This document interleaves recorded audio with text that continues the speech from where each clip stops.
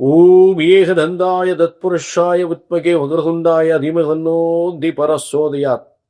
குரு பிரம்மா குரு விஷ்ணு குரு தேவோ மகேஸ்வரனாய. அனைவருக்கும் கோடான கோடி நமஸ்காரங்களை தெரிவித்துக் கொள்கிறேன். இது பிப்ரவரி மாத பலன்கள்.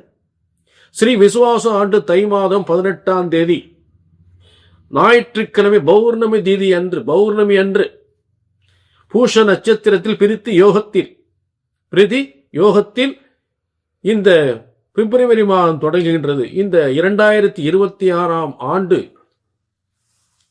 இரண்டாம் மாதமாக, இந்த இரண்டாம் மாத பலன்களாக, பிப்ரவரி மாத பலன்களாக, அதுவும் உங்கள் வெற்றியை நோக்கி அடுத்த கட்டத்திற்கு நகரக்கூடிய இந்த கிரக அமைப்புகள், இந்த கிரகங்களை சாதகமாக அமைகின்றதா பாதகமாக அமைகின்றதா என்பதை தெளிவாக பார்க்க போகின்றோம். அதற்கு முன்னால் ஒரு ரெண்டு விஷயம் உங்களுக்கு முன்வைக்க கடமைப்பட்டிருக்கேன். சொல்லுக சொல்லில் பயனுடைய சொல்லற்கு சொல்லில் பயனில்லா சொல்.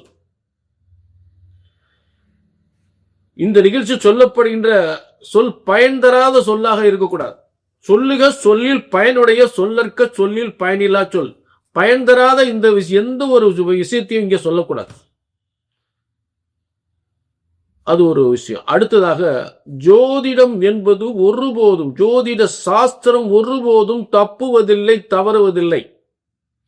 ஏனென்றால் இறைவனால் படைக்கப்பட்ட, பிரம்மனால் படைக்கப்பட்ட ஜோதிட சாஸ்திரம்.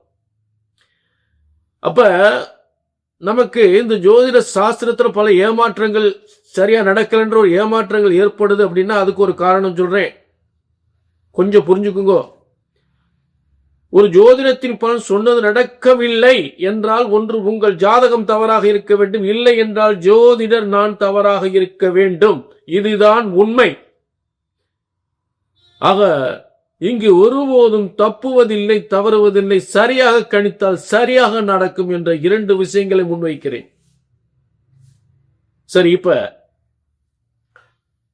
எல்லா ராசிக்குமே இந்த பிப்ரவரி மாத பலன்களை பார்க்க போகின்றோம். சரிங்களா? இது அதே நேரம் பொது பலன். உங்க தனிப்பட்ட ஜாதகத்தை பார்க்கணும். அதாவது இந்த பிரம்ம சாஸ்திரத்துல, இந்த பிரபஞ்சத்துல ஒவ்வொரு மனுஷனுக்கும் பிரம்மன் ஒரு தலையெழுத்து எழுதியிருக்கார். அவளுக்கு ஒரு தலையெழுத்து எழுதியிருக்கார். இப்படித்தான் வாழணும். அது எப்படி சரி பண்றதுன்றது அந்த பிரம்ம சாஸ்திரத்துல இருக்கும். அதை தெரிஞ்சுட்டு அதுக்கு தகுந்த மாதிரி நம்ம நிவர்த்திகளை பண்ணிட்டு சரியான முறையில உங்க ஜாதகத்துலதான் உங்க உண்மையான யோகங்கள் தெளிவா தெரியும். அதை தெரிஞ்சுட்டு வாழ்க்கையில் நல்லபடியா நம்ம கொண்டு போகலாம். வெற்றி தோல்விகளை உறுதியாக நிர்ணயிக்கலாம், வெற்றிகளை உறுதியாக நிர்ணயிக்கலாம். தோல்வியை நிராகரித்து வெற்றிகளை தொடர்ந்து வெற்றி வரலாம் இந்த ஜோதிட சாஸ்திரத்தின் மூலம். ஆக உங்க தனிப்பட்ட ஜாதகத்தை பார்க்கணும்னா கீழே நம்பருக்கு நோட் பண்ணிக்கோங்க, ஒரு அப்பாயின்மெண்ட் வாங்கி. பிப்ரவரி மாத பலன்கள், மகர ராசினியர்களே உங்களுக்கான பிப்ரவரி மாத பலன்கள். ஆக நல்லா கவனிங்க. இந்த 2026ஆம் ஆண்டு இரண்டாம் மாதம், இந்த ஆண்டின் 2ஆம் மாதம் உங்களுடைய வெற்றியின் அடுத்த கட்ட வெற்றியை நகர்த்தக்கூடிய கிரக அமைப்புகள், அடுத்த கட்டத்திற்கு செல்லக்கூடிய கிரக அமைப்புகள், அந்த என்ன காரகத்துவம் அடிப்படையில் அந்த வெற்றியை தரப்போகின்றது என்பதை பார்க்கலாம். இப்ப நல்ல கவனிங்க. மகரத்திற்கு 6ஆம் இடத்தில் குரு பகவான் 6ஆம் இடத்தில் இருக்கார். மகரத்திற்கு,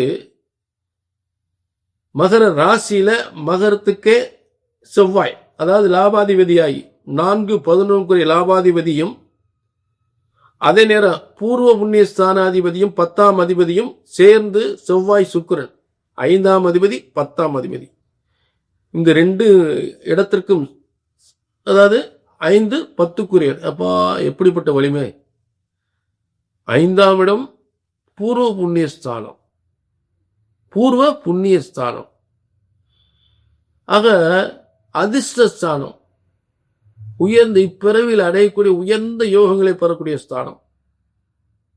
ஆக அந்த புண்ணிய பலன்களை பெறக்கூடிய உயர்ந்த இடத்திற்கு கொண்டு சொல்லக்கூடிய திடீர் அதிர்ஷ்டத்தை, திடீர் பதவி யோகம், திடீர் வியாபார வருமானம், முன்னேற்றம், லாட்டரி யோகம், இப்படியெல்லாம் சொல்லக்கூடிய அந்த சுக்கிரன், சும்மாவே சுக்கிரன் அப்படித்தான் சொல்லுவாங்க. அப்படிப்பட்ட இயல்பாவே சுக்கிரன் உங்களுக்கு மிகப்பெரிய பாக்கியாதிபதியாகி அவரே 10ஆம் அதிபதியாகி உங்க ராசியில உட்கார்ந்துருக்கார். அப்ப அற்புதமா இருக்கும்.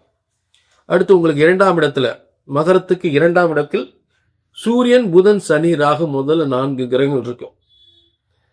அப்ப அட்டமாதிபதி என்று சொல்லக்கூடிய சூரியன் 2ஆம் இடத்தில் இருப்பது, 2ஆம் இடம்.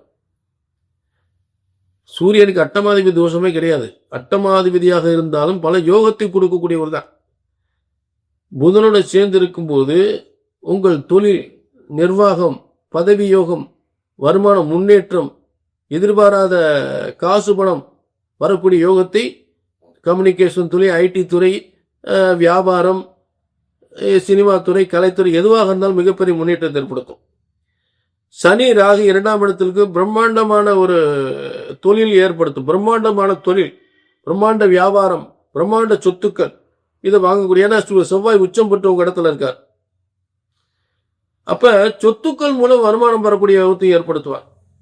பதவியின் மூலம் உயர்ந்த பதவி மூலம் வருமானத்தை ஏற்படுத்தக்கூடிய நிலை. சுக்கிரன் ஒரு பிப்ரவரி 7ஆம் தேதி வரைக்கும் உங்க ராசியில் இருக்கக்கூடிய சுக்கிரன் பிப்ரவரி 7க்கு அப்புறம் கும்பத்துக்கு 5வது கிரகமாக போறாரு. ஏற்கனவே சூரியன், புதன், சனி, ராகு 4 கிரகங்கள் உங்களுக்கு 2ஆம் இடத்துல இருக்கு. 2ஆம் இடம் வருமானம் பெறக்கூடியத்தில் இந்த 4 கிரகங்கள் இருந்தால் பல வியாபாரத்தில், பல பதவிகளில், அதாவது நிறைய வருமானங்கள் வரும் அர்த்தம். எல்லா வியாபாரத்திலும் வருமானம் வரும்.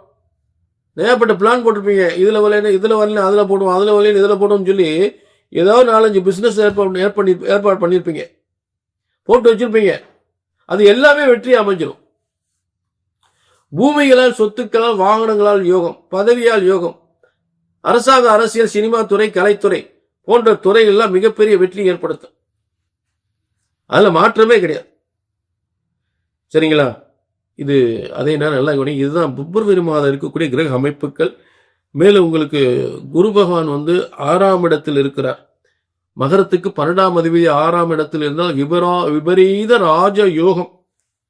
மகரத்துக்கு 12ஆம் அதிபதி 3-12க்குரியவன் 6ஆம் இடத்தில் இருந்தால் விபரீத தொழில், பதவி, உத்தியோகம் தரக்கூடிய ராஜ யோக அமைப்பு. அதுல மாற்றமே இல்லை. இதுதான் பிப்ரவரி மாதத்தில் இருக்கக்கூடிய கிரக அமைப்புகள். அதே நேரம் உங்க தனிப்பட்ட ஜாதகத்தை பார்த்துக்கணும். இந்த எந்தெந்த காலத்துல எந்தெந்த காரியங்கள் வெற்றி அடையும் அப்படின்றது உங்க தனிப்பட்ட ஜாதகம் மட்டுமே சொல்லும். அதே நேரம் ஒரு முக்கியமான விஷயத்த நான் அடிக்கடி சொல்லிக்கிட்டு இருக்கேன், அதை சொல்லிடுறேன். ஜோதிட சாஸ்திரம் என்பது பிரம்மனால் படைக்கப்பட்டது. அது ஒருபோதும் தப்புவதில்லை, தவறுவதில்லை. புரிஞ்சுட்டீங்களா? ஆக சொன்னது நடக்கல அப்படின்னு ஒண்ணு உங்க ஜாதகம் தப்பா இருக்கணும், இல்லாட்டி ஜோசியம் தப்பா இருக்கணும். இந்த 2 காரணம் தான்.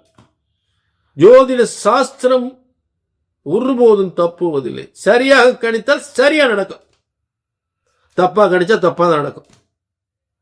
இதுதான் உண்மை. புரிஞ்சுட்டீங்களா? ஆக உங்கள் தனிப்பட்ட ஜாதகத்தை பார்க்கணும். நம்பர் நோட் பண்ணிக்க, வெற்றி நிச்சயம். ஒரு அப்பாயின்மெண்ட் வாங்கிக்க. சரிங்களா?